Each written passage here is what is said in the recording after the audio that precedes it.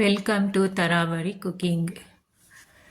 ವಿಡಿಯೋನು subscribe ಮಾಡಿಕೊಂಡು ಬೆಲ್ಲೈಕನ್ನು press ಮಾಡಿ ವಿಡಿಯೋ ವಾಚ್ ಮಾಡಿ. ನಿಮ್ಮ ಫ್ಯಾಮಿಲಿ ಫ್ರೆಂಡ್ಸ್ಗೆಲ್ಲ ಹೆಚ್ಚು ಹೆಚ್ಚು ಶೇರ್ ಮಾಡಿ. ನಾನು ಇವತ್ತು 3 ಆನಿಯನನ್ನು ತಗೊಂಡಿದ್ದೇನೆ, 1 ಆಲೂಗೆಡ್ಡೆಯನ್ನು ತಗೊಂಡಿದ್ದೇನೆ. ಸಿಪ್ಪೆ ಎಲ್ಲ ತೆಗೆದು ನೀಟಾಗಿ ವಾಶ್ ಮಾಡಿ ಸಣ್ಣ ಸಣ್ಣದಾಗಿ ಕಟ್ ಮಾಡಿಕೊಳ್ಬೇಕು ನೀರುಳ್ಳಿಯನ್ನೆಲ್ಲ.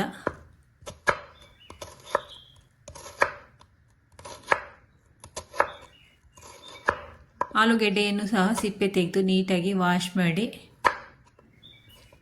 ಇಟ್ಕೊಂಡಿರ್ತೇನೆ.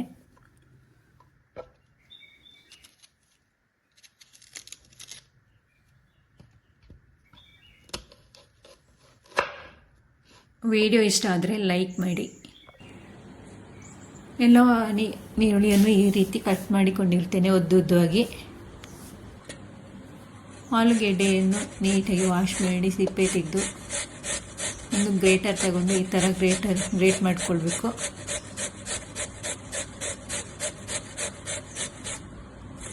ತುಂಬ ಸಿಂಪಲ್ ಆಗಿ ಟೇಸ್ಟಿಯಾಗಿಯೂ ಇರುತ್ತೆ ಈ ಆನಿಯನ್ ಪಕೋಡ. ನೀವು ಈ ರೀತಿ ಮಾಡದಿದ್ದರೆ ಒಮ್ಮೆ ಮನೆಯಲ್ಲಿ ಟ್ರೈ ಮಾಡಿ. ಎಲ್ಲರೂ ಇಷ್ಟಪಟ್ಟು ತಿಂತಾರೆ. ಟೀ ಟೈಮಿಗೆ ಕಾಫಿ ಜೊತೆ ಎಲ್ಲ ಸವಿಬಹುದು ನೀವು. ಇದನ್ನು ತುರಿದಾದ ನಂತರ 1-2 ಸತಿ ನೀರು ಹಾಕಿ ಚೆನ್ನಾಗಿ ತೊಳೆದು ತಗೊಳ್ಬೇಕು. ನೀರಿನ ಅಂಶ ಇರಬಾರ್ದು, ನೀರನ್ನೆಲ್ಲ ಚೆನ್ನಾಗಿ ಹಿಂಡಿ ತಗೊಳ್ಬೇಕು. ಕಟ್ ಮಾಡಿರುವಂಥ ನೀರುಳ್ಳಿಗೆ ಕಡಲೆ ಹಿಟ್ಟನ್ನು ಸೇರಿಸ್ಕೊಳ್ತಾ ಇದ್ದೇನೆ.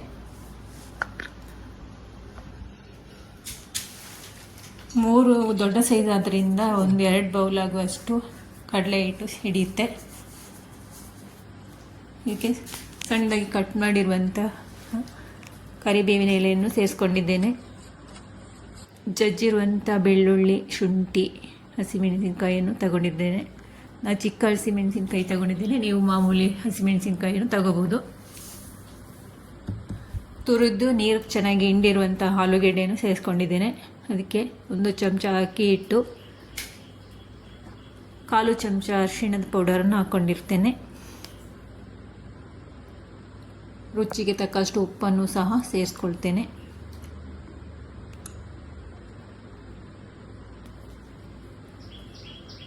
ಒಂದು 1/4 ಚಮಚದಷ್ಟು ಅಚ್ಚ ಮೆಣಸಿನ ಪೌಡರನ್ನು ಹಾಕ್ಕೊಂಡಿರ್ತೇನೆ. ನಿಮಗೆ ಖಾರ ಬೇಕಾದರೆ ಹೆಚ್ಚು ಕಮ್ಮಿ ಮಾಡ್ಕೊಳ್ಬೋದು.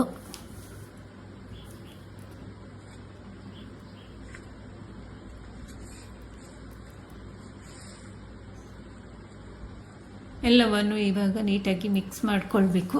1/4 ಚಮಚದಷ್ಟು ಅಡುಗೆ ಸೋಡಾವನ್ನು ಉಪಯೋಗಿಸ್ತಿದ್ದೇನೆ. ಸೋಡಾ ಕರದ್ರಿಂದ ಗರಿಗರಿಯಾಗಿ ಬರುತ್ತೆ. ಇದಕ್ಕೆ ನಾವು ಹೇಳ್ತೇವೆ ಓಮಕ್ಕಿಂತ ಅಜ್ವಾಯಿನ್ ಅಂತ ಹೇಳ್ತಾರೆ, ಅದನ್ನು ಸಹ ಹಾಕ್ಕೊಂಡಿರ್ತೇನೆ.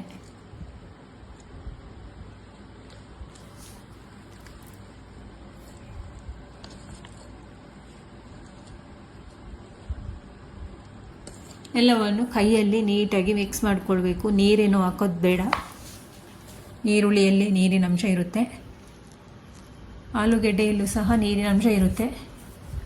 ಇದು ಕಲಸಿಟ್ಟು ಆಗಲೇ ಮಾಡ್ಬೋದು ಆನಿಯನ್ ಪಕೋಡ, ಹೆಚ್ಚು ಹೊತ್ತೇನು ಇಡೋದು ಬೇಡ.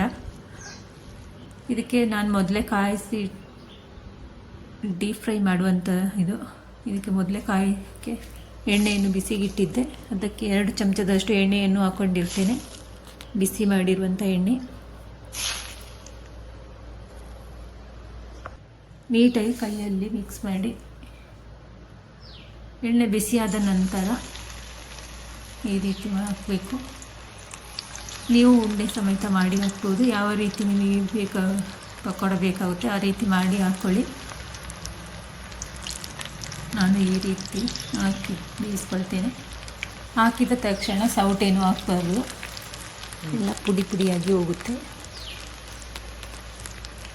ಸ್ವಲ್ಪ ಹೊತ್ತು ಬಿಟ್ಟು ಹೈ ಫ್ಲೇಮಲ್ಲೇ ಇಟ್ಟು ಬೇಯಿಸಿ, ಮಗುಚಿದ ನಂತರ ಮಧ್ಯಮ ಉರಿಯಲ್ಲಿಟ್ಟು ಬೇಯಿಸ್ಕೊಳ್ಳಿ.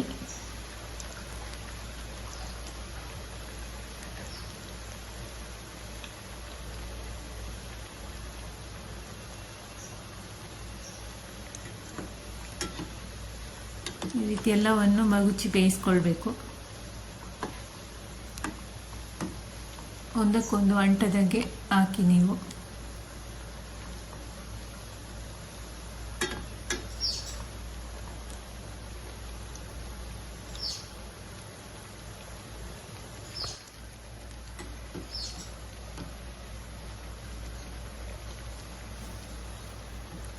ಈ ಥರ ಕಲರ್ ಚೇಂಜ್ ಆಗಬೇಕು.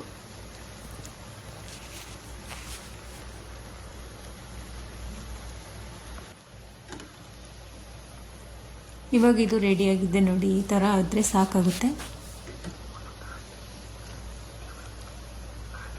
ತುಂಬ ಹೆಚ್ಚು ಹೊತ್ತು ಬೇಯಿಸಿದರೆ ಸೀದೋಗುತ್ತೆ.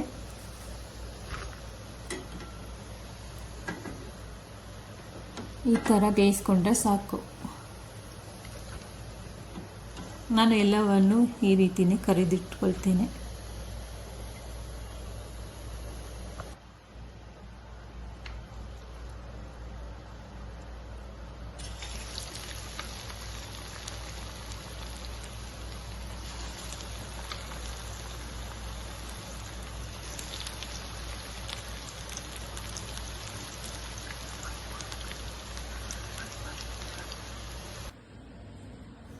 ಈ ರೀತಿ ರೆಡಿಯಾಗಿದೆ. ಎಲ್ಲವನ್ನು ಕರಿದ ನಂತರ ನೋಡಿ, ಈ ಥರ ಕಲರ್ ಚೇಂಜ್ ಆದರೆ ಸಾಕು. ಇಷ್ಟೇ,